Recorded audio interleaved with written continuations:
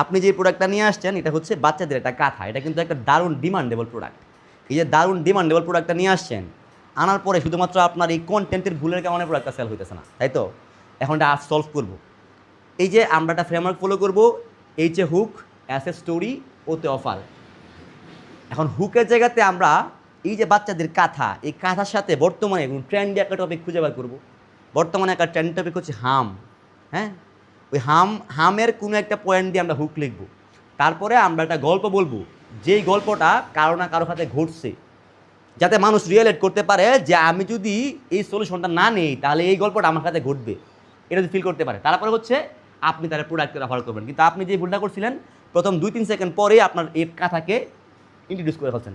এখন আপনি 2-3 সেকেন্ড পরে কাঁথাকে ইন্ট্রোডিউস করাইছেন, এতে যে ভুলটা হয়েছে, কাস্টমার এটাকে স্পন্সর বা অ্যাড আকারে ফিল করবে, কন্টেন্ট ফিল করবে না। প্রোডাক্টের সেলস বৃদ্ধির জন্য ভিডিও বিজ্ঞাপন বানাতে কল করুন অথবা মেসেজ করুন